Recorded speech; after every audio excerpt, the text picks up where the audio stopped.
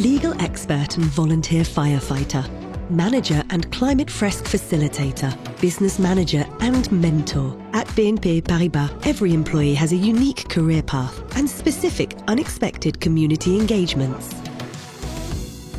In this podcast, we'll learn more about the commitment of the men and women from across the world who are working, each in their own way, towards a more inclusive, durable and sustainable society.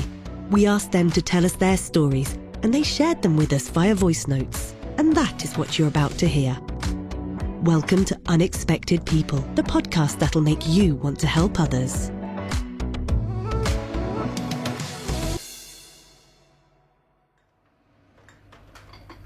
Alors moi, je suis maman de deux garçons de I have two boys, a 9 and a 4-year-old. Cuisine avec eux. I love cooking with them. I want to pass on to them my parents' culture, who are of Asian descent. D'origine asiatique et par le biais de la cuisine. Et ma mère cuisinait. My mum cooked a lot. She took the time to cook with us when we were young, to share her culture with us. I didn't appreciate that at the time, which is a shame. But now, I like to take the time to do it with my children, to teach them what she taught me.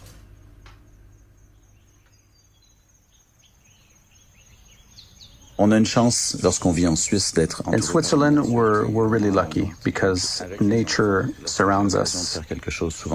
When I go out with my kids, it's often for outdoor activities. We go to the mountains on weekends. Très près d'une ferme en fait. And we're also very lucky to live close to a farm, so we can also visit without too much effort. Tout le monde se balade. C'est vraiment un endroit sociable. In essence, everyone enjoys it, and that's where you socialize as well with the people.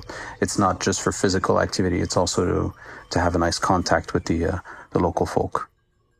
The two voices you've just heard are those of Hélène and Laurence. They've never met. Hélène is an insurance legal expert at BNP Paribas Cardiff, working in Nanterre. Laurence is a trade finance manager at CIB Global Banking, based in Zurich. Beyond the fact that they've both been working at BNP Paribas for a while, Hélène and Laurence share a common desire. They are part of the BNP Paribas group. But more importantly, they both took part in the 1 Million Hours to Help programme. 1 Million Hours to Help allows employees from all over the world to get involved in a cause dear to their heart during their working hours. Even though they don't have the same charity experience and don't get involved in their communities in the same way, they share a common desire to make the world a better place while having fun. In this first episode, we'll discover that volunteering can be a true passion and that it can happen anywhere, at the top of a mountain in Switzerland, or in a high school kitchen near Paris, in the company of a professional chef. I was always very aware of social inequality. This is why I get involved to fight against it. For example, for the past few years, I've been treasurer of the Asiatitude Family Charity, which fights discrimination against people of Asian descent and also promotes Asian values and identity. When I discovered the 1 Million Hours to Help program at BNP Paribas, the Table des Chefs charity really caught my attention. It gives us the opportunity to work with high school students from a priority educational investment area and to run cooking workshops with them. It's a form of social commitment that allows me to combine both my passion for cooking and my desire to share my knowledge with young people from underprivileged backgrounds. So, in 2021, Hélène joined the Table des Chefs, a charity that works with renowned chefs to promote cooking culture and help people to eat well, regardless of their income. Last summer, Laurence and his team organised a hike in the woods for elderly people with reduced mobility for the charity Différence Solidaire.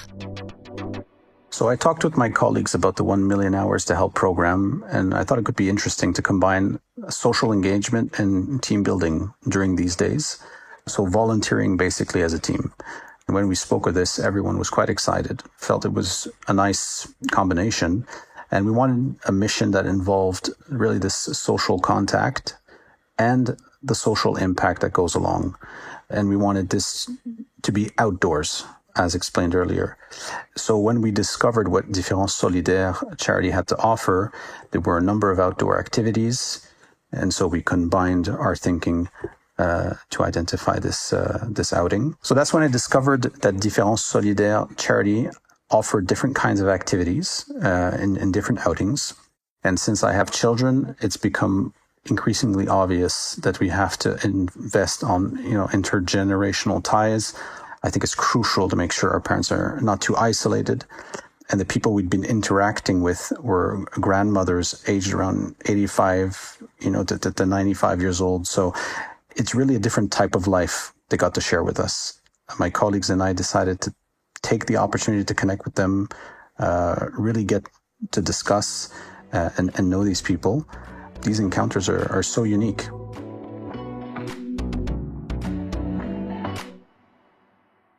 Laurence starts volunteering with his team in the Swiss forest, and Hélène starts going to a high school in Villejuif near Paris once a month to cook with 20 teenagers.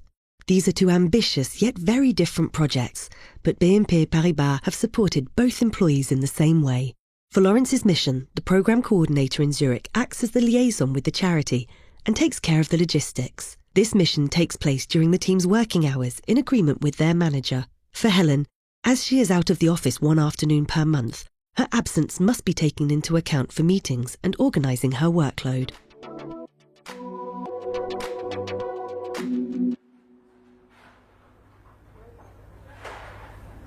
These workshops take place one Wednesday afternoon a month throughout the school year.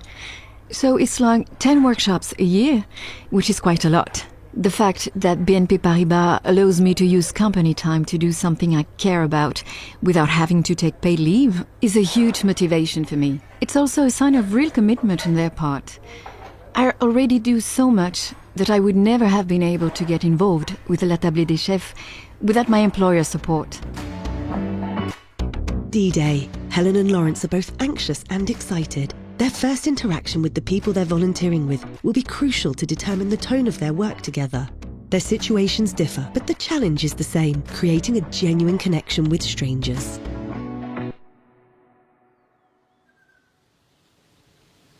We're jumping into this adventure together. We have a rough idea of what's going to happen. We know that we're going to be hiking for 5 hours in the forest.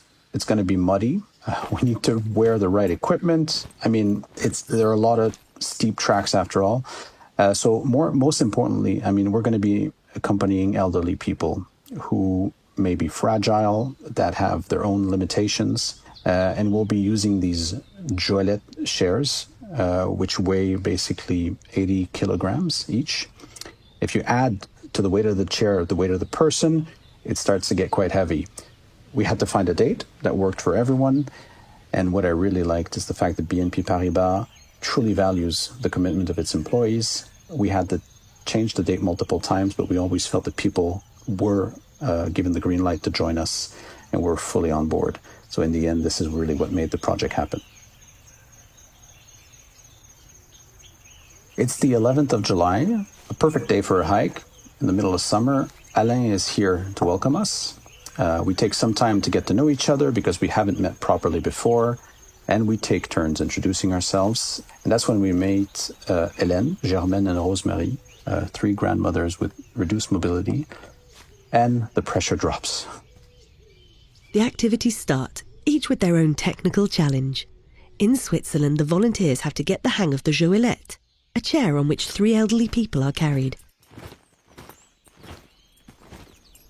Joelette works. It weighs around 80 kilograms, and it only has one wheel. It's kind of a unicycle with someone pushing, someone pulling, and there are 2 more people on each side to avoid falling off.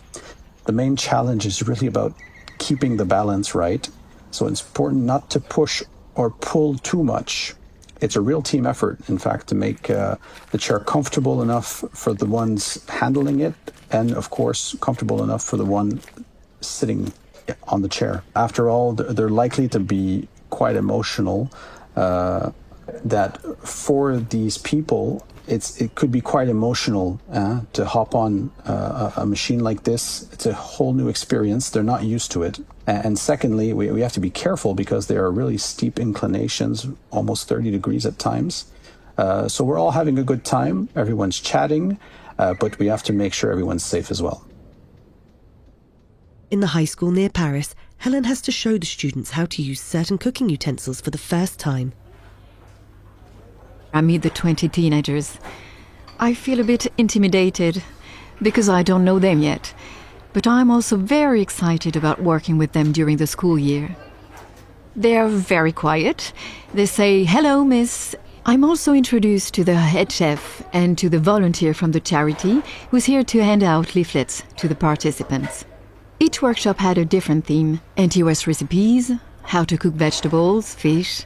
I realized that each session will be like a mini challenge, because it's an opportunity for them to discover something they're not used to eating or that they don't like. Hopefully, they'll come out of the workshops loving, or at least appreciating, a new way of cooking. It's also reassuring for me to know that all the participants are here of their own accord. And once the stress of using different materials is over, everyone is happy to be here. The difficulty turns into a challenge to overcome.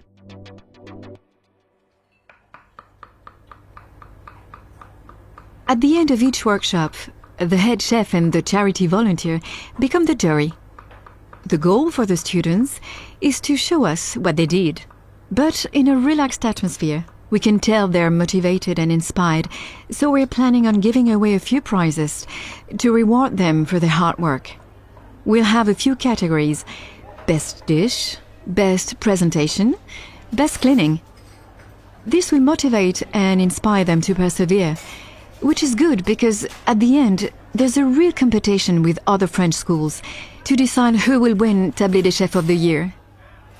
We have a lot of fun during the workshops, with joy and excitement on all sides.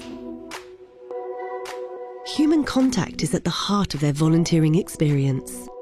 While Helen starts to find her footing with the students, Laurence creates the opportunity for deeper conversations by celebrating his colleague's birthday.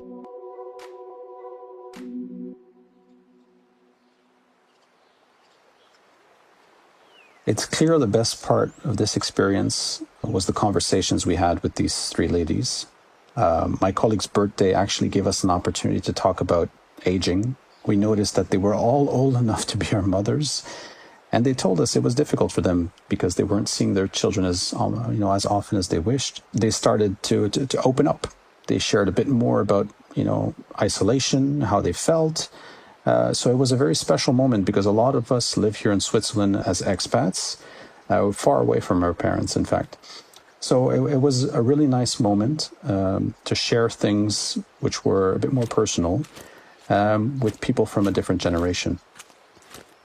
The three grandmothers confide in their carriers about the loneliness they're experiencing every day. Talking about it helps them to feel better.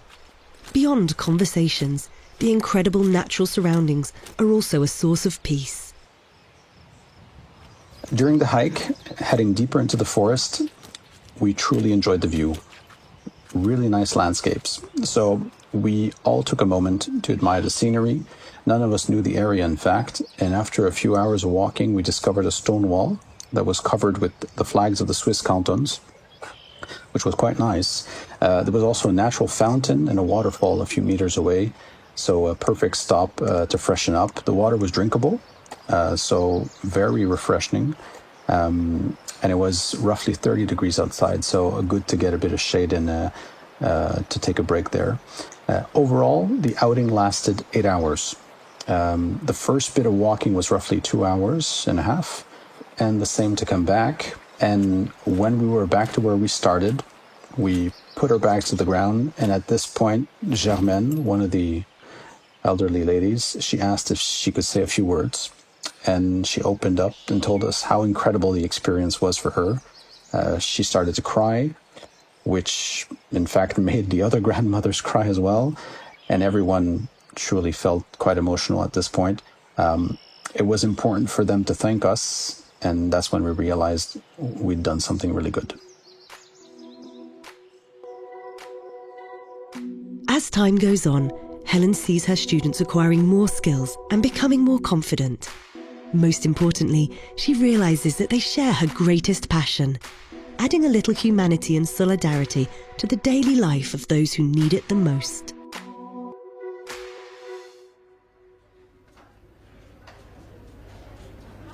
In December last year, we did a cooking session to make food for people experiencing homelessness.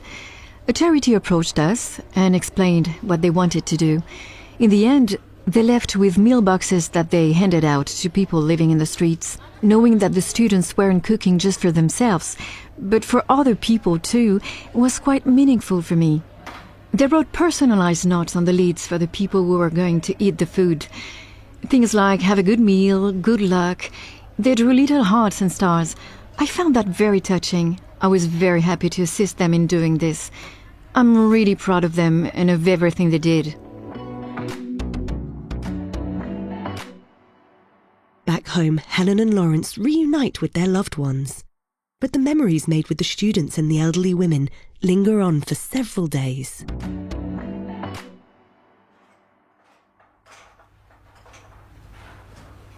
When I get back home, I show my husband and children the meals that the students have prepared.